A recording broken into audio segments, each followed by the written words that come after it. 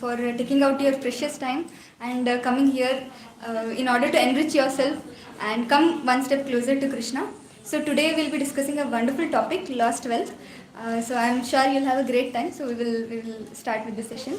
So these we will recite few prayers. I'm sure last 2 weeks also we were reciting. So these prayers, they invoke the auspiciousness, they invoke the mercy of our previous acharyas. So please repeat after me in a prayerful mood. Om Namo Bhagavate Vasudevaya. Om Namo Bhagavate Vasudevaya. Om Namo Bhagavate Vasudevaya. Om Namo Bhagavate Vasudevaya. Om Namo Bhagavate Vasudevaya. Om Ajnanaatimirandasya. Om Ajnanaatimirandasya. Jnananjanashalakaya. Jnananjanashalakaya. चक्षुरुन्मिलितं येन तस्मै श्री गुरवे नमः नमः ॐ विष्णुपादाय कृष्णपृष्ठाय भूतले श्रीमते भक्तिवेदान्त स्वामिन्निति नामिने नमस्ते सारस्वते देवे गौरवाणी प्रचारिणे निर्विशेष शून्यवादी पाश्चात्य देशतारिणे जय श्री कृष्ण चैतन्य प्रभु Nityanand Shri Advaita Gadadhar श्रीवासादि गौरभक्तवृंदा. Everybody together. Hare Krishna, Krishna Krishna, Hare Hare, Hare Rama, Rama Rama, Hare Hare. So we are discussing from a very important scripture, which is Bhagavad Gita. So Bhagavad Gita, as you all know, it's a life manual, and it's a very magical book. Only very few people who have read this book has experienced this magic of Bhagavad Gita, and I am one of them. So I have a desire that whatever bliss and magic that I am experiencing, so all of you should also experience that. So we dedicate this presentation to His Divine Grace A.C. Bhaktivedanta Swami Srila Prabhupada. He is the founder Acharya of ISKCON Society. So we see that how by the mercy of Prabhupada today the glories of Bhagavad Gita has spread all over the world. If you go to any part of the world, there is a ISKCON center, ISKCON temple there, and the glories of the Bhagavad Gita are discussed daily. So this is the contribution of Srila Prabhupada. And today's session, it is mainly, the topic is lost wealth. It's a bit heavy session, but I'm sure like you'll understand when you're going back from here, so you'll have a better understanding of like who we were and what is the wealth that we have lost, and how we can give our best to regain this wealth, at least in our lives. Okay, we will get started. So if we start with the glories of the Vedic scriptures, so we will discuss this one shloka, very beautiful shloka. In a prayerful mood, you can all repeat after me. Sarvasya chaham hridhi sannivishto Mata smritirjnanam apohanam cha Vedaischa sarvairahameva vedyo Vedanta kridveda vid eva chaham.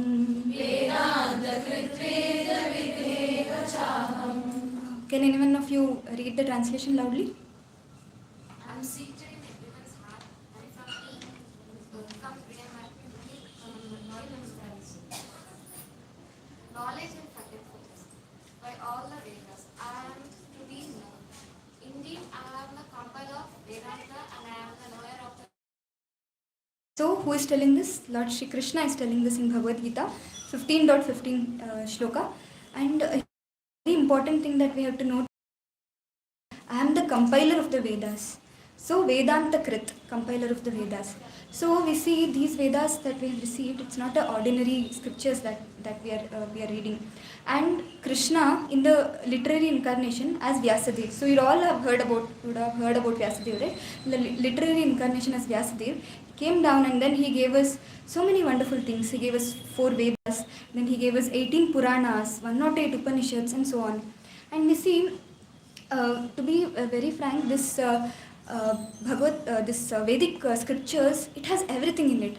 Be you name any like aspect of life in any part from any part of the world, that aspect is present in the Vedas. And we are talking about the Vedas which we have received from our Purvajas, especially the ones which is written by Srila Vyasadeva. And Bhagavad Gita, you all would be knowing, it's a part of Mahabharata. So we find that how various parts and positions of our lives are already, which we are practicing now, it's already been given in the Vedas, like so many thousands of years ago. So we were discussing about 4 Vedas. Anybody knows what are the 4 Vedas? Samaveda, Atharvana Veda. So all these things now which I am discussing, which in the PPT which we have put, so it is basically purely from the Veda. So some of the things you'll be very surprised to know. So this in the Rig Veda, actually a person called Shushruta, in a book called Shushruta Samhita, so he has already mentioned about these medicines. Especially he was the first person to speak about and also to conduct plastic surgery. We all know that, like, the plastic surgery is so famous these days, but it was during that time when in the Rig Veda it was this person called Shushruta had given. And also not just plastic surgery, about dentistry, about cardiology, so many things already it was mentioned in the Rig Vedas. And then if you consider this very point, Ayurveda, so I don't have to give much explanation about Ayurveda. Everybody is like very familiar with Ayurveda. So again, Ayurveda, we see funny part is these days, even though we have allopathy, so I have a friend who is working in US, who's a doctor, and whose mother is staying in JP Nagar. And when I go to her mother's house, so always her daughter, like my friend, when she calls me, she says that please take my mother to Ayurvedic hospital. When she's not well, she says, she's an allopathic doctor, and she says, why? Because we see the side effects of allopathy is like too much. And Ayurveda, the medicine itself is nourishing. So you take medicine for one part of the body, it nourishes the whole body. There's no side effect. So whole world is turning towards Ayurveda. So Kerala, especially, it has become so famous. From Kerala, like, we are exporting the Ayurvedic medicines throughout the world. So we can see this medicine which we are having now, it has already been given in the Vedas. And then mathematics. So this is for few this is a very scary concept, and for few it's a very favorite concept. So we see Aryabhatta in 6th century, he gave 0. You all would have heard this, like 0 came from us. And now the best part about Indians is we are so tolerant that we don't file any patent and we just allow others to take credit for whatever we do. Even now we see that is like our nature. We are very tolerant. And we see Aryabhatta also gave the unknown x. So we see, like, we have struggled so much in our schools and colleges to find that unknown x. And then also the value of pi, that was also given by Aryabhatta. And we see, like, all these things, the credit has been taken by various other people. And then from the 7th century, Brahmagupta, he has given a square root, cube roots. We all would have learned these square root, cube roots. And one interesting point is there is one person called Baudhayana. In 800 BC, he gave one theorem. And that theorem, after many years, there came a person called Pythagoras, and then he again submitted as is whatever the Baudhayana he had given in his book, and then he submitted, and then he gave it his name, and it is called Pythagoras theorem. Similarly, like those who are coders, so you would be knowing about this Fibonacci series. So this Fibonacci series also, if I know the name, one person called Hemachandra in 1150. So he had given this series, and it was not named as Fibonacci at that point of time. Then almost at the fag end of his death, when this Fibonacci person came, he just presented it as is, and then he called it as Fibonacci series. So in this way we see how Indians are so tolerant, even though they're everything is already being discovered. People are taking credit, but still, like, they're mercifully allowing others to take credit. And physics. So everybody would have learned about this theory of atom. So the neutron, proton, molecules, like what is in the nucleus, and so many things. And we what did we learn? We learned that this was given to us by Dalton, right? But actually, there is a person called Maharshi Kanad, and he had given in the 2nd century about this theory of atoms very clearly. He had given even the minute details, even the pictures that we have these days. So the replica of these pictures are already present in his book. His book is Darshana Grantha. He has written a book. In that book, it is already there. And if you see all these solar like eclipses and solar constellations, all these pictures were already there. It was already present in the Vedas, these pictures. And this is Vimana Vijnana. So you'd have heard about this astronautical science, right? So we see like these details, in-depth details about these design of the airplanes were already present in our scriptures. And it was not a normal airplane. It was like a lavish, like you would have like seen in some movies and all, right? The airplane was so big that it's like a palace. They have everything. They have living room, bedroom, everything in that palace. And these Westerners. They implemented these design, and they were flying also. And nowadays, whatever airplane we have, it's just a degraded version of these airplanes, where we are paying like 5k, 10k, and then we are going, and even for the extra leg seat, we have to pay extra amount. So we see next thing is yogasana. So till now we discussed about like mathematics, physics, then we discussed about Ayurveda, we discussed about medicine. Now we are discussing about yogasana. We see how we Indians, we are turning towards Western, and the Western people are turning towards us. So we are looking towards gym and gymnastics and so many things, and Western people, yoga is so famous in the West. And even now, because it is famous in the West, slowly it is like flowing towards us also, that even we are getting to know that yes, to keep myself fit, I have to do yogasanas. And you will be surprised to know that the Bhagavad Gita that we are discussing, in the 6th chapter itself, the title, if you go and open, it's called Ashtanga Yoga. Ashta Anga means 8 limbs of yoga. So in this 8 limbs, the 3rd limb is asana and 4th limb is pranayama. So this 3rd limb, asana and pranayama, these two are only discussed in this yogasanas. And who gave this? Our dear Lord Shri Krishna, he gave this. When 5,000 years ago, in the battlefield of Kurukshetra, he has given this.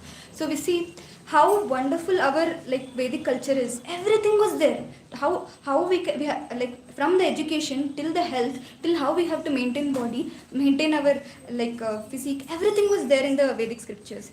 And astrology and Vastu Shastra. Like we see these days, there are so many people who says themselves as astrologers. But if you in depth know the scriptures, I was reading that a person can say himself as an astrologer only if he very in depth detail of the Vedic scriptures, and he follows his sadhana very correctly, very aptly, because it's a science. It's not something like a made up thing, correct?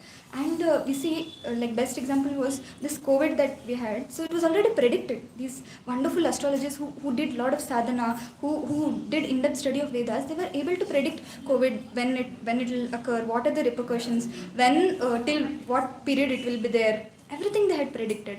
And this Vastu Shastra, it's like majority of the times what happens is, these days there are so many people who are like fakely doing these things. We have lost trust in it, but these are already in scriptures, and they are like the true science.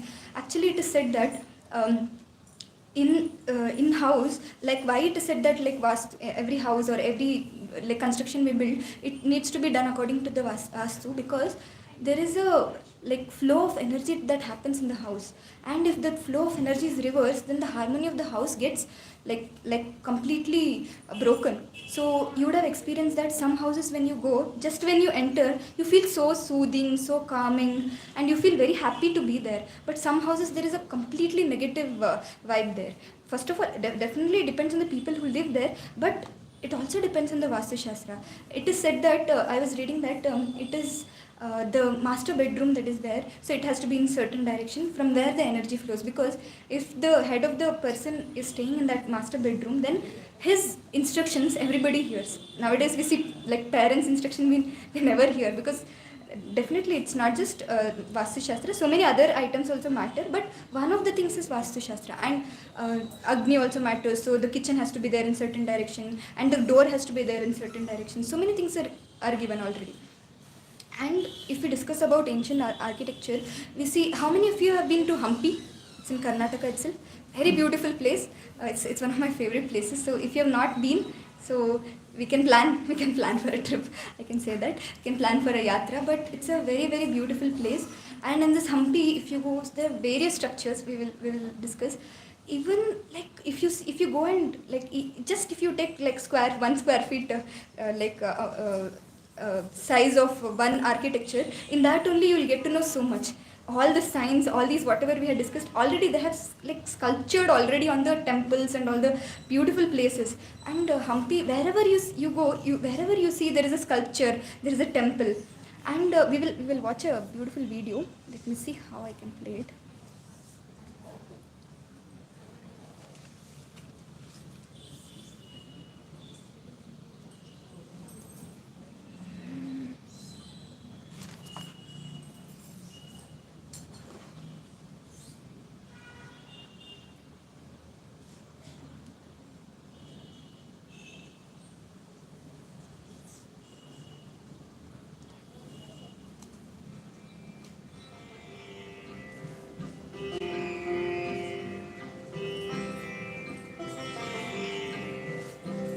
It's audible?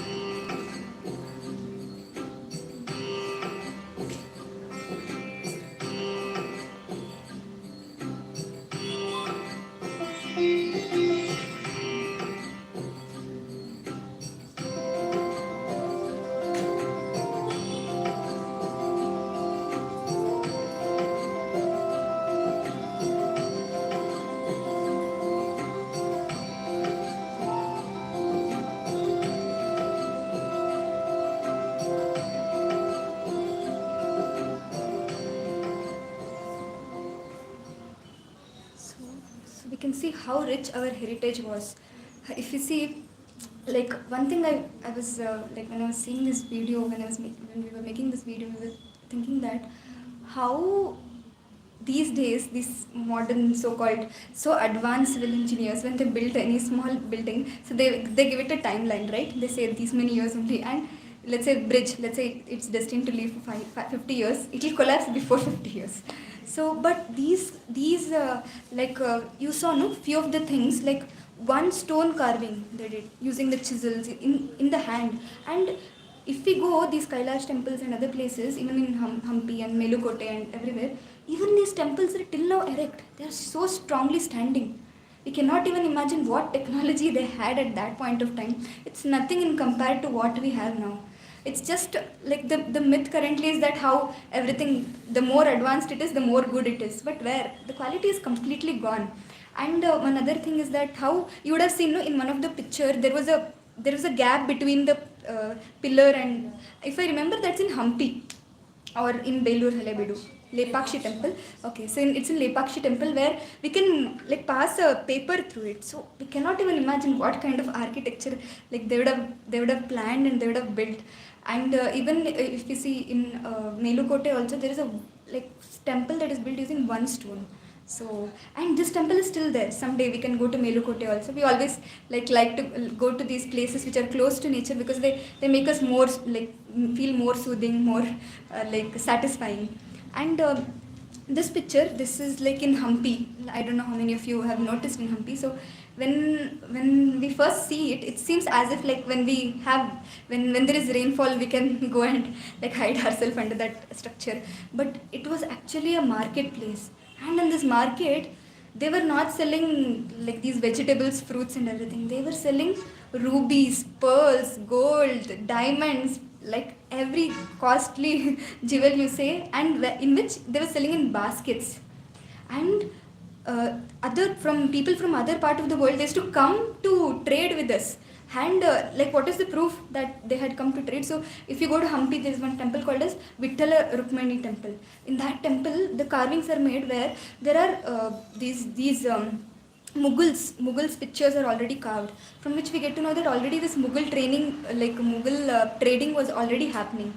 And we see like these uh, all these things that we discuss now, uh, the material aspects, that is how all these uh, the Vedic scripture had everything, and our people were like the best at every point of time. And you will be surprised to know that India was not a developing country or underdeveloped country. If you see first century, India was a completely developed country. And people used to come to trade, and then they used to like we will see now how much we have been looted. People have looted us from all directions in all possible ways, not once. They have come looted, and still our wealth is not gone. And even we had some universities. See this Takshashila and Nalanda University. So this was like a place of education of Vedic culture, and especially Sanskrit. Sanskrit is such a language; it is close to us, and you would be knowing, no, all majority of our language, the mother is Sanskrit. So the Sanskrit is the mother of all the languages, and Sanskrit had like everything. Literally, it was the richest language, and people used to come from all over the world to learn this Sanskrit language. And now, where are we going? We are going to do MS in abroad, and we want to go out and we want to struggle. And if you see, when we go out, when we come back, like we cannot be happy here because they cannot give us the required package. And let's say we stay there, even then, maybe like if the couple gets settled there, the couple can be happy. But what about the kids? There's no value given at all over there. Even here it's degrading, but over there too, it's not at all there. And then like how we were discussing about these external aspects, like few of the internal aspects that I want to discuss is about education. How many of you heard about Gurukul? How many of you have seen Gurukul? So it's so rare, right? So nowadays it's very rare to see Gurukul. We are like fortunate few we have seen Gurukuls, but earlier days, in the Gurukul actual education used to happen, and it was not that okay, you just go to the same school, go to the same college, take up the same engineering MBBS degree, and go to the same IT office, go to the same medicine field and do. No, it was not like that. Based on their nature, they used to get trained. Like the Brahmanas, the intelligent set of people who were interested in reading scriptures, so they were trained in that. And the Kshatriyas were very eager in fighting and administration, fighting and things like that. So they were trained in that. And Vaishyas, who were very much interested in this handling things and managing things, so they were trained in that. So in this way, we see whatever passion we have, we could pursue it very easily. These days also, if we are fortunate enough to get a very very supportive parents, it's good. But otherwise, we see everybody wants us to follow the trend, and they'll ask, what did you do? Like, you just study till 10th, just study till 12th, then take up the same old degrees. And if you want to do something else, no beta, no, you cannot do anything hatke, you have to do the same thing. So we also see that how one other thing is relation. So, what was the relationship between the parents and the kids? It was such a divine relationship. And now, at least our generation, I see we have so much respect for our parents, but in the next generation, I don't see anything. So, we see that even if you see marriages, earlier there was nothing called divorce. You won't even believe. But now, our situation is like love at first sight and divorce at first fight. so, so the divorce rates are increasing so high, and people just don't cannot handle each other's. But earlier, we can see our mothers itself, how much they used to tolerate, because they wanted their kids to be happy. They were so much like adjusting. It's more than tolerating. They were adjusting, and they were loving. They were caring, and even the kids. Even we were like so much respecting our parents, so much taking care of our parents. Nowadays, we see every gully there is a old age home. So it's very difficult for us to digest. We can see like which direction we are going through. And even if we consider one surprising thing, like one most wonderful thing that I like, which you all will also like, is that uh, our core was spirituality. So any house, if you go early morning, we used to wake up, we used to take bath, we used to like sit and pray together or go to temple, and then mother used to pack tiffin for the father used to go for work, and then kids used to go to school, and then we used to come back again, same thing, we used to refresh, we used to have some snacks, they again pray or do some activities together, and then we go. Our life was so self-satisfied at that point of time. There was nothing. Like if you ask your grandparents, have you heard about depression? Have you heard about suicides? Have you heard about anxiety? They'll say, what are these words? But now if you see, every second person is going through depression or anxiety attacks or all these things. So if we look back, like what is the change that is happening from just our one generation, two generation apart from us? That is like every point of time somebody came, something new came. They're targeting at our root. What is that root? Our spirituality. From our day-to-day spiritual practices, we used to get lot of inner strength. Like if you see our grandparents itself, let's say their whole business went in vain, they were not shattered at all. But nowadays a student, even if he get 2 marks less than the second person, he goes and drowns in the water. So they cannot handle the pressure at all. And even there were cases where every single person in the family has died, but the person who is living, he will have that strength, spiritual strength, to continue his life. But nowadays, that even for a little small thing, we wonder why should we discuss about somebody else? Even we, like I always like whenever I go to talk to my friends, I always tell them that whole day will be so good, and something very small happens. What does our mind do? Our mind just zooms that small things to such an extent that our mind cannot focus on anything. And these temples, what is temples called in Hindi? Mandir. So we can see how mandir means how a place where our mind gets stable, our mind becomes calm, our mind gets so much like satisfaction. You all would have experienced also. So the first time I entered this is a small center, but the purity over in the center also, it's so good that when we just enter the center, we get a very good vibe. And in fact, any temples, any pure temples where the purity is maintained, you see, you enter the temple, so much of shanti is there in the temple. Because outside life is so much chaos, here only you can see, outside there are so many people doing so much chaos, but once you enter in this place and discuss something about the Lord, it's so much soothing to the heart. And everybody these days, what we are going through is that even though some pity things happen, some small things happens, we just worry about it, and we don't have that strength. And where is that strength coming from? That strength is mainly coming from these Vedic scriptures, these spiritual practices, these earlier process and practices that we had. And if you see, even the crime rate was low, right? Earlier, where was the crime rate so high? Everybody were going to temple, everybody knew what is right, what is wrong. And also we see lifestyle, our lifestyle also was so simple. See, can anyone tell me that I am more happy than my father or grandfather? Can anyone like boldly raise the hand and tell? Their life was so simple. Let's say our grandparents itself, they were living in a village, or even if they were rich and they were doing well in their profession also, their life was so simple that they were happy. Everybody agrees, no? They were much more happy. But our life, it has become so complicated. If you see this crowd itself, we all are from different part of the country, and we have come here just for like our roti kapda makan. For that sake, we have come here. So I don't think so. Like very few. Is anybody from Bangalore here? See, just 3 people. So we have come from where and all, just for like basic like livelihood, and on top of it whatever is necessary. So like going forward, so now we discussed about what is the wealth that we are having. And actually is like these there were 3 phases where our wealth was started getting depleted. The first phase is when the Mughals started coming. So these Mughals, I was discussing, how so much of gold we had. You saw in that video, it was mentioned that the richest temple, like there were 8 some like hidden things, and in that only 2 were removed, right? What was mentioned? 5. See, so like we see how much wealth we had. Like this person Muhammad Ghazni, in a place called Nagarkoti, he has looted so much, like 7 lakhs golden dinars. Dinars you would be knowing, no, the bars. And then like gold, silver plates, and then various jewelries. And then in Mathura, Muhammad Ghazni again, he looted our idols, lordship's idols, which were worth 50,000 dinars. And then again, one idol which they melted, they got 456 kg of gold.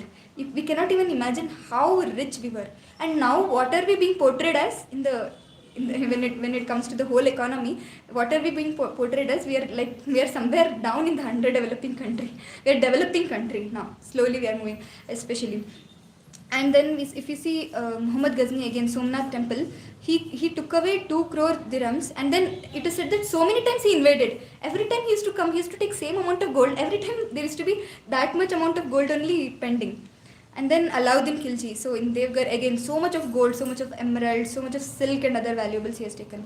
And this is one incident you can like even search in the net. You won't believe, this is a place called Rameshwaram. You would have heard. It's a very beautiful place. So this happened this is Srirangam. This happened in 1323. Okay, what happened is, again, these Mughals, they wanted to take the deities of the lordships, but the pujaris were so intelligent, so they somehow got to know, and then they like shifted the deities to a different place. What these Mughal did is just one night, 12,000 resident devotees, they were beheaded. Just because they got angry when they attacked that place. They just wanted, you saw no one idol, when they melted, they used to get 456 kgs of gold. So they wanted this idol of Ranganath, and then because they couldn't get, they just beheaded 12,000 people. Where is the media portraying all these things? Nobody is portraying all these things these days. And contribution of Britishers, so it is like very wonderful. So we saw what, like I'll summarize, what we saw for now is that these Mughals, they saw that the people in general, they used to go to temple morning, then they used to do their work, they used to come back and again go to temple. They were leading a very happy life. They wanted to destroy the life. So what they destroyed all the temples. Even if you go to various historical places, all these temples, it's very saddening to see that most of the temples, just ruins are remaining. And earlier, like when we had not attended these Gita sessions, we don't know the importance of these temples. But now we know these temples are the place of education. These temples are the place where the actual spiritual strength and wealth came. So when Mughals recognized that, they just destroyed all the temples. So then after 600 years, when Britishers invaded us, so they got to know that these temples are already gone, but these people are still strong. So there should be something more than temples. So they realized that, and they could not understand, because what was our lifestyle? Our lifestyle was so simple, right? So we used to have a farm, we used to grow, we used to have a cow which used to give us milk, and there used to be a barter system. There was no dependency on any other like outside world at all at that time. We were so much self-sufficient that somebody, third person, if they come and if they tell you, I'll give you this, I'll give you that, they were not at all interested, because they were so happy with their life. But what happened is that they got to know that it is the Vedic scriptures it is from the Vedic scriptures and the spiritual practices that these people are doing. Like how I said, getting up early in the morning, the Brahma Muhurt, then offering prayers, then doing our meditation practices, and then going to the work, coming back again, sitting together in the family, praying together. I don't know how many of us would have got this experience, but at least our generation, I feel some of us would have got this experience, no, where we used to sit together and pray, sit together and eat. Nowadays, though, it is like it is just seen in the pictures. So we see how they realize that the strength of these Indians are these Vedic scriptures and the practices. And like I was discussing about Sanskrit, right? So Sanskrit is such a wonderful language.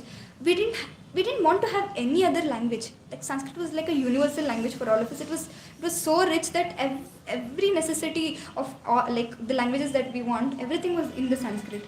But if you see, when Britishers came, what did they hit at? They hit at our core. What was that? Our education system and our language and our lifestyle. Because they knew that these people are very happy. So if we want them to become our slaves, then they should be unhappy. So let us hit the core, that is Vedic scriptures and scriptural practices. Then the Sanskrit. Let us change the language. Let us make them feel that their language is nothing, our language is everything. So we see that, so like we are so much used to English now that anybody who doesn't know English, what do we call them? We call them illiterate these days. So it was not at all like this. All these great scholars which we were discussing, who wrote books on these Vedas and all, where did they know English? But such wonderful creations. I showed you, know, these PPTs we made, because like we should know that whatever we are getting now, it is the degraded version, and it is like the left out version of what we were actually practicing.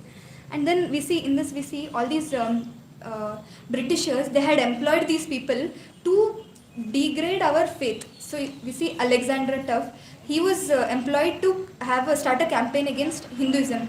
Scottish college is even today, even now it is there. So they started Scottish college, and then they abolished all this Nalanda and other universities which we had. And then this William Jones, he mastered 16 Indian languages because he wanted to undermine our faith in our own religious practices, authority of the Vedas. And then Wilson, so he spent thousands of pounds for refuting against our religion, Hindu religion. And then this Max Muller, he learned Sanskrit so that he can give wrong interpretation of the Sanskrit, so that people think, no, this is totally fake, and this is what is given in the scriptures, let us not take it at all. See, this is one surprising thing that I came across. Lord Macaulay, he has wrote to British Parliament. You can all carefully hear. So this is such a pathetic planning they have done. Have travelled across the length and breadth of India and have not seen one person who is a beggar, who is a thief. Such wealth I have seen in this country. Such high moral values. People of such caliber, I do not think we could ever conquer this country.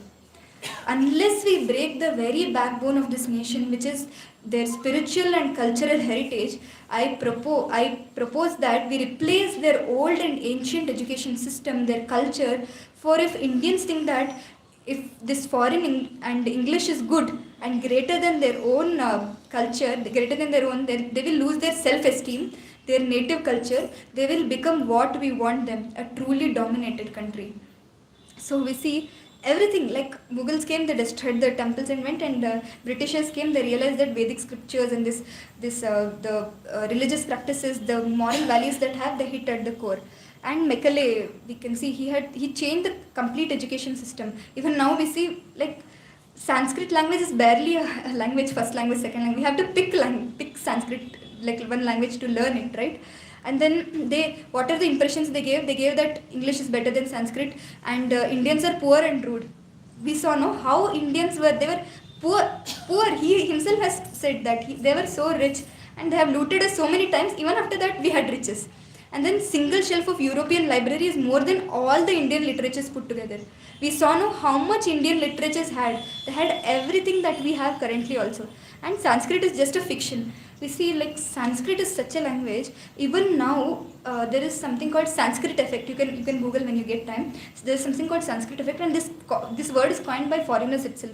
And in almost all the foreign universities, Sanskrit is a special language that is taken, like in-depth study we can do, and it is very clearly mentioned that whoever learns the Sanskrit shlokas and things like that, their brain nerves will get modified in such a way that their lifespan will increase, their ability to retain will increase, and all these things. But these people, they said that Sanskrit is nothing, English is everything. And we see we have to go through all these things. Like even now, even when I'm speaking in English because our language is lost. And then yeah, ours, like their English school is better than our gurukuls. And this one thing, like how many of you heard this word mythology? So when we were discussing with like few of our friends that how earlier we used to sit and hear Ramayana, read Ramayana, Mahabharata, correct? So they started saying that this Ramayana and Mahabharata is mythology. Actually, what is the meaning of the word myth? Myth means false, which does not exist. And see, these people who have come, they have changed our scripture itself in such a way that it has become a mythology, which doesn't exist at all. We see the Kurukshetra war, where the Mahabharata war happened, that Kurukshetra place, it still exists. And the Ram Setu, even now in the Google map, if you search, the trails of the Ram Setu is there, and even those floating stones, even some remnants are there. And then if you see all these Mahabharata, Ramayana, they were wonderful scriptures, and they were giving us so much of moral values. They were giving us so much of spiritual strength. And now what they have started telling, it as mythology. See, why I'm sharing you all these things, because if these are our wealth actually. If some third person comes to us and if they say us this is all fake, so we should have some backup to tell that no, this is not fake. And current generation, first of all we should save ourselves, and then we have to definitely take care of the next generation. And then if you see, here it is mentioned that Lord Macaulay, he has mentioned that we must education Indians in English so that we create a class of people who are Indian in blood, Indian in color, but English in taste, opinions, morals, intellect. For this class, we will upgrade the dialects to the Western nomenclature.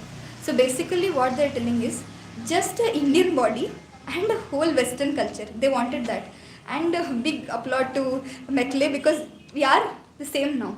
Just the Indian body and the Western culture. We see everything, attire, attitude. I'll just take one minute each. So attire, we see like dhoti, kurta, sari, all these things were our attire. Now we are wearing jeans. And you know who were wearing jeans? Labor class people used to wear jeans, because the material is so hard that even though they do tug of war, nothing would tear. No tear and wear and tear happens. So even if you Google, you get to know that when the jeans industry started, it was labor class. Whoever used to wear jeans, they used to say that these are labor class people, like that. And then nowadays, if you see, toe on jeans is come, and we have to pay double prices for them. So this is where we are heading towards. And attitude, if you see, any Indian product we don't give any value, and the Western product we just hype it. And how this all happened, this all slowly it started getting programmed from Mughals to Britishers. And then festivals, so we don't even know, like majority of the festivals which we are celebrating, we don't even know that from where it is even coming. All these Valentine's Day, Rose Day, this day, that day, and even including New Year. Let's say it's not a new year, but even okay, that's okay, we are taking it as a first day of the year. What do people do? They drink at night, that too late night, they eat, and then morning, what time they wake up? Afternoon. How was our culture? Our culture was that even if it is a fresh year, for us Yugadi is a fresh year, and when even if, let's say, this is only our new year, but how we used to be there, how our elders used to be there, we used to wake up early in the morning, we used to take bath, we used to go to temple, we used to sit and pray, we used to like make resolutions, and then we used to ensure that our day starts good, so that first day starts good, so that our whole year goes good. Some spiritual practice used to be there. We used to, at least I remember that I used to go to temples, they used to take me to temples and offer some prayers. But now we see we are heading towards something that is not even there somewhere in our history, and something we are adopting, and that is not good for us. It's just making our life more miserable. And food we can see, like every single person whom we ask, especially the kids, they say pizza. What do you want? Pizza, pasta. Actually, I was hearing one lecture in which that devotee was telling that pizza, pasta, narak ka rasta. So we see these were not at all our food. And when it comes to lifestyle also, that how we have we have turned from day scholars to the night owls. So how we are working in the night time, and then see majority of the problems are coming because whatever we are supposed to do, we are not doing that. We are doing it the reverse way. That's why all these anxiety attacks and then depression, all these, why it is increasing, because our body is meant to take rest from so and so time. You would be surprised to know, or majority of you would be knowing also, like if you little incline yourself towards Ayurveda and a basic healthy lifestyle, you'll get to know that 9 to 12 midnight, whatever the sleep you're taking, no, just 3 to 4 hours of sleep, that sleep, it is not even equal to like morning, like 12 to 9, like almost 10 to 12 hours of sleep. Just that if you sleep for 9 p.m. to 12 a.m., that sleep itself is sufficient for us to run for the whole day. But what are we like programmed now on the other hand? And definitely we cannot sleep till 9-10. We have to go to office, which means like our sleep is like hampered, and then all the like mental and all the other diseases start coming. And yeah, so one, like this is like the last topic that we have, but very important topic. So whatever destruction Mughals did for 600 years when they ruled us, whatever destructions Britishers did when they ruled us for 300 years, this media did just in 50 years. So you will see like so many serials, so many movies, they're giving a wrong assumption about our Vedic scriptures which we have to say. Now if I have to share like one point about like these movies and these serials which we ourselves, we go pay money, we see, we clap, and then we come back with the notion that this is nothing, like our tradition is nothing, our culture is nothing. So this I was hearing that this is this famous Radha Krishna serial. So if you see, nothing in the serial is given about actually about the original Lord Shri Krishna and Srimati Radharani. So Srimati Radharani, she's an eternal consort of Lord Shri Krishna. Like how Lakshmi is an eternal consort of Lord Vishnu. Sridevi, Bhudevi, they are an eternal consort of Balaji. We see like that Srimati Radharani is an eternal consort of Lord Shri Krishna. And if you see, Srimati Radharani was with Krishna only in Vrindavan. And Vrindavan pastimes, if you read Srimad Bhagavatam, like Srimad Bhagavatam is like a MTech degree, like the post graduation, no, not post graduation, undergraduation degree. It's like Bhagavad Gita is like the college degree, and Srimad Bhagavatam is the undergraduation degree. And from like Srimad Bhagavatam, we get to know that Krishna was in Vrindavan only till 11 years. So 11th year, Akrura, one person, he took Krishna from Vrindavan to Mathura to kill Kamsa. You would have all heard at least about Krishna and Kamsa. So this happened in 11th year. So after 11th year, Krishna was nowhere in Vrindavan. And if you see this in the serial, so like Krishna and Radharani are together throughout. Krishna was there with Srimati Radharani only till 11th year, and Radharani would be some 9 years or 10 years maximum, that's it. And even if you see all these like nonsense romance that they show, if you actually read, like if you actually study the scriptures, you get to know that many people speak about all these rasa dance and things like that happened when Krishna was 11 years old, and these gopis were like 9 years old. And we all can imagine, when we were in school also, we were dancing, like we were dancing with other school kids. We were not knowing like boy, girl and everything. At that point of time, our body is not even matured enough that we know like all these things. But these, if you see these actor and actresses, the actor is 24 years old and the actress is almost 21 years old. And there was one post that went viral at some point of time, where the actress is telling that she's not even reading Bhagavad Gita, she's reading Bible. And we are seeing these serials, and then we are getting bad picture about our dear Lord Shri Krishna. At least see, we have got some value, some understanding that at least we are able to know what is right and what is wrong. But what about the current generation that is coming? If all they get to see is this and not Ramayana, Mahabharat, Bhagavad Gita, so what do they think about our lordships? And if you see another thing also, here it is mentioned, this is also a famous news channel, The Wire, and it's mentioned about Durga Mata, and it's mentioned that how Durga Mata, they're comparing her to a prostitute. Like, media is doing so many things, and we being from the Sanatana Dharma, from the Hindu community, we are nowhere barging anything anywhere. And this is where our tolerance rate is like hitting. And if you see, I'll play this one video also. ऐसा भी भगवान का battery खत्म हो गई है का थोड़ी देर चले फिर गुल हो गए क्या मतलब बस नया बैटरी लगा दो किधर लगता है hello You can hear, right? Battery नहीं पड़ती काम का नहीं कर रहा हेलो पिक्चर बजट की अरे कोई टिकट किसने बनाते भाई हम कि भगवान को आप बनाए जी हाँ अपने हाथों से आप भगवान को बनाया कि भगवान आप भगवान ने हम सबको बनाया है हमने तो सिर्फ इनकी मूर्तियां बनाई काहे बना हुआ तो उनकी मूर्त ताकि उनकी पूजा कर सके अपने सुख दुख की बातें कर सके कभी भीतर डिजाइन में ना निकलेगा भगवान का बात पहुंचे कैसे अरे भगवान को किसी ट्रांसलेटर की जरूरत नहीं पड़ती वो डायरेक्टली सुन लेता है डायरेक्टली सुना था तो फिर वो मूर्त की क्या जरूरत है ये क्या करूँ इसका यार धंधा बंद करवाएगा क्या See, we get to know from this that how this movie everybody would have seen. I mean, in our country, at least everybody would have seen, the so-called educated people, the kids, and everybody. And here they're degrading our deity worship.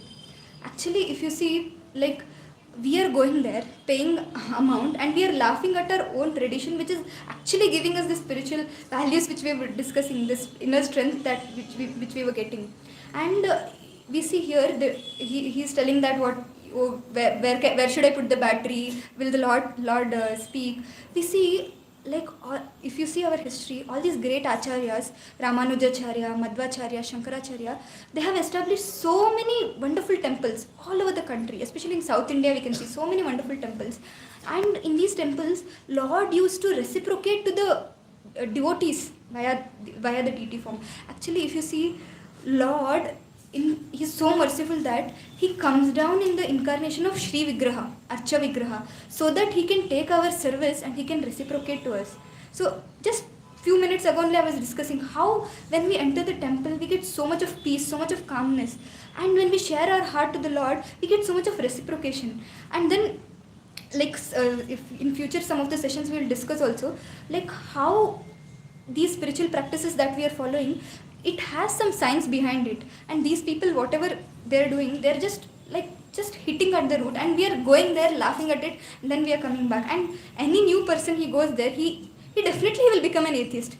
And these more and more people becoming an atheist, not believing in God, they are only giving rise to more and more of all these crime, rape, and all these things. And if you see one more, so this is again, you would have seen this movie. ये भी करके देख लेते तो बिलार में कौन गया मंडे दूध का लोटा ये लंबी लाइन लगी सब के सब हाथ में लोटा पकड़ के खड़े हुए मैंने सोचा अंदर जरूर कोई दूध पीने वाला होगा वरना ये सब के लोग गधे थोड़ी है जो ऐसा लोटा पकड़ के लाइन में खड़े मेरा नंबर है मैं अंदर गया अंदर कोई नहीं था दूध पीने वाला कोई बीच में वो काला पत्थर पड़ा हुआ उसे शिवलिंग कहते हैं हाँ शिवलिंग पड़ा हुआ और वो पत्थर में वो पत्थर दूध So here we see, like, how first of all the person who is standing in front of that, like, lawyer, he's wearing a tilak, and it's a Sri Vaishnava tilak. You would have seen in the Tirupati temples they wear those tilak.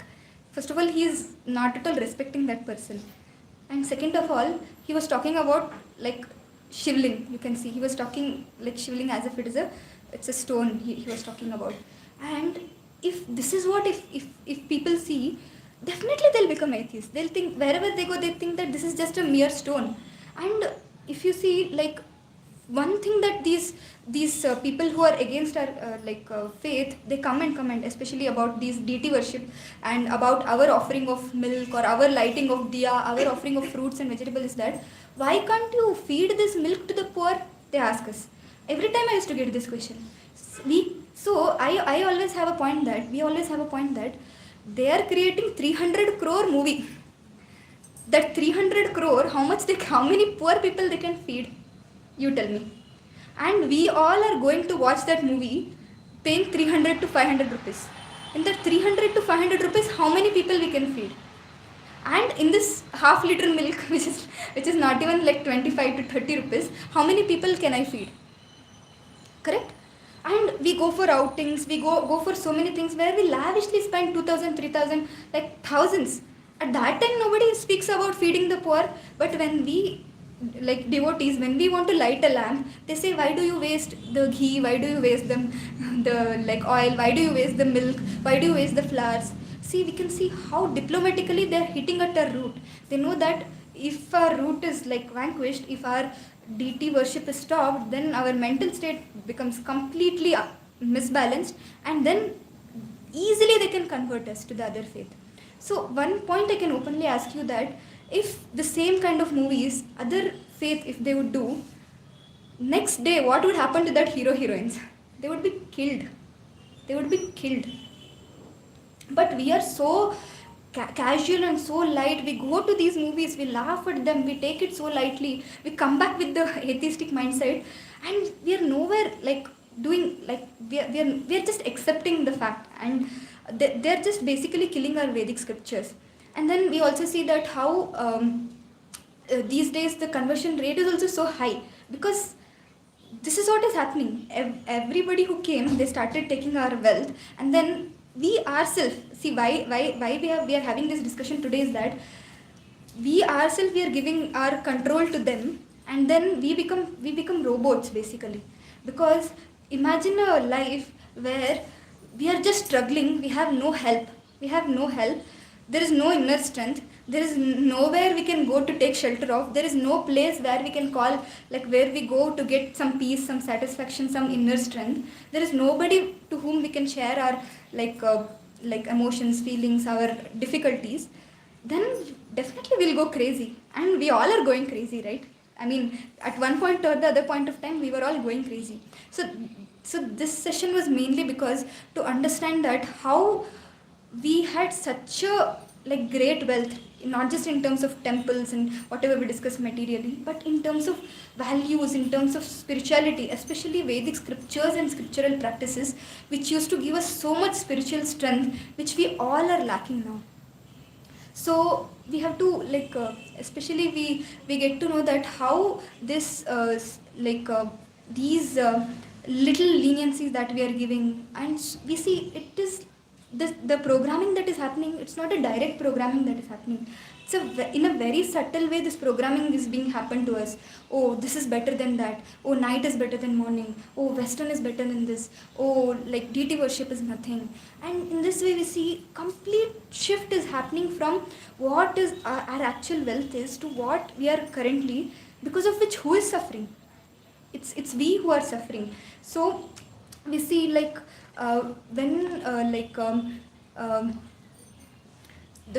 last point that I want to share is that how we are struggling because we are not recognizing the values of these scriptures, and especially Bhagavad Gita, Srimad Bhagavatam, and we are turning towards something that will just give us struggle. So if we don't retrieve this lost treasure, and if we don't include spiritual practices in our day-to-day life, and at least see, we cannot change the whole world, but we can change ourselves. It says no, change begins with ourselves. So we can change ourselves, wherein we can see that how I can contribute to myself, my own well-being, and how I can contribute to the next generation that is coming, so that this wealth that which we have, it will not be lost forever. If you see, you like the depression rate currently itself is so high. I was just noting yesterday that in Bangalore itself, in 2023, the suicide rate was 2,500 people. 2,500 people. We have like we cannot even imagine. For silly things, people cannot take it, people cannot handle it, and all these things are happening because our true root, that is the spirituality, that is hampered. So currently what is happening is that you have seen a cage, right? So there is a cage and then there is a bird. So if we are taking care of the cage very nicely by having a golden cage, and then by decorating the cage, and then by beautifully painting the cage, and then if we are not feeding the bird, what happens to the bird? The bird dies. So similarly, currently what is happening is, because of all these spiritual scriptural wealth that we have lost, we are just feeding our body, and we are trying to find happiness, satisfaction in feeding our body. Correct? So much we are looking for happiness. We are thinking that if I go this place, I'll get happiness. If I buy this phone, I'll get happiness. If I go to this trip, I'll get happiness. And that is such a momentary happiness. Again, when we come back, we all have that same emptiness. We all have that same hollowness. We all have that same dissatisfaction, because of which we are suffering. So first we have to save ourselves, and then we have to save people around us, and especially in the next generation. And even though so much of wealth has been lost, I'm actually very happy to see that how to the present day, when we celebrated our Janmashtami in the AECS layout ground, in the opposite ground, thousands of people came at 12 a.m. and we all together, we did aarti and we took darshan of the lordships. So even though so much of damage has happened, when we say that Bhagavad Gita class is there, so you all have come here. So big applause to all of you who have realized that yes, this is our true wealth that we have. And at least if leave our next generation, at least we have to save ourselves. Correct? If in the same pace which we are going, if we are going, then definitely we'll hit the dead end, and then we will definitely meet with an accident. So it's very important for us to study these scriptures, especially Bhagavad Gita, and then revive this lost treasure, and then give this to the next generation. See, I was also like all of you, to be very frank. Today, why am I sitting here? Because couple of years ago, when I took this session, and how my life changed, I saw that my life turned 360 degree to from a negative angle to a positive angle. Professionally, personally, in all aspects of my life, I realized that there's so many like me, there's so many Vaishnavis, girls like me, who has to know this, because it is said, no, education begins from mother. So in a home, if we know what is actually happening and how we can train ourselves, how we can train our next generation, then we will know how we can lead a happy, satisfied life, and then we can give that happiness and satisfaction to somebody around us, live next generation, at least somebody around us, our near and dear ones. So I end with these three spiritual practices for our advancement. So everyday mantra meditation. So mantra meditation on top, the chanting that we are doing, and these things we are not today, whatever I discussed, nowhere I told anything from my own emotions. I told everything from the facts and figures. You would have seen so much work went behind figuring out, because we all are engineers. We want facts and figures. Otherwise, if I speak in air, nobody would accept the things. And then this mantra meditation, it is coming from our scriptures, wherein it is at least as a beginner we can start chanting one round of Hare Krishna Mahamantra, which we will have now also. But today is a very wonderful day, Ekadashi. So my humble request is that if you don't have beads and bead bags till now, it hardly costs 100 rupees. Please take a bead bag and one round of chanting. So I started like this. 24 hours we have for everything. Just it takes 8 minutes, 7 to 8 minutes for chanting one round of Hare Krishna Mahamantra. That one round of Hare Krishna Mahamantra connects us to Krishna. Out of 24 hours, 7 minutes can't we give to Krishna? And we saw how much spiritual importance is, how much spiritual practices are important. So I'm not asking you give me 1 hour, give me 2 hours, just every day come to the session. No, I'm just asking you just one round of Hare Krishna Mahamantra, pure chanting every day. And then study of Bhagavad Gita. Like how I told you, everything is there in Bhagavad Gita. So whenever I personally request others to take Bhagavad Gita, I tell that how Bhagavad Gita has solutions to all the problems of life. So we see Bhagavad Gita, in it gives us, reading Bhagavad Gita gives us so much satisfaction and so much solace to our even intelligence. So I request you all, if you don't have Bhagavad Gita, again today is a very wonderful day. See, to be again on a practical note, how I was telling that 300, 500 rupees we are spending. So if we take one dosa also in a very lavish hotel, we are spending 150, 200 rupees. Even if we take one pizza, 500 rupees. It's like one time thing. Okay, we eat and it's gone. But this Bhagavad Gita, the pocket version you get it for 250 rupees and the big version you get it for 300 rupees. It's a lifetime investment. Lifetime investment. Some days we can sit and talk about the glories of Bhagavad Gita. How there was a person who was about to suicide, and then somehow he gets Bhagavad Gita, he reads the shloka and he gets, Krishna guides him from within, and then that person is saved. So similarly, like Bhagavad Gita can save all of us. So my humble request, like this is what I did, so I'm just telling you that please, like chanting beatbacks, one round of chanting and Bhagavad Gita. And we also have a shloka per day app. It's available in Google. It's free app. In that like every shloka of Bhagavad Gita, in 5 to 7 minutes explanation is given. So even when you're commuting or when you're having food, you can have a watch. Whichever shloka you're reading every day, you can hear, so that you get to know what is actually there. And then don't miss these Saturday sessions. So you see, we get to know so many things. Like next session mostly we'll be discussing about karma. Very wonderful topic. Everybody of us, we have questions, right? Like, why is this happening to me? Why is this person rich? Why this person is poor? Why am I doing, like, why good things happen to bad people? So many questions we have, right? So in further sessions we will discuss about all those things also. And everything whatever we are discussing, it's completely from Bhagavad Gita. So please come to these sessions. And we are all also working professionals. We are trying our level best to ensure that you have a very wonderful experience and you take away what we took. That this is the only intention we have. See, yesterday I worked and today I'm here, and then I'm coming here and I'm putting all the efforts, because I have no expectation other than that whatever benefits, like whatever help I got, I want you all of you also to get the same help. So you can all feel free to reach out to me for if you have any questions or further discussions about today's or in general also anything. But my humble request, at least chanting and Bhagavad Gita reading, and don't miss these sessions.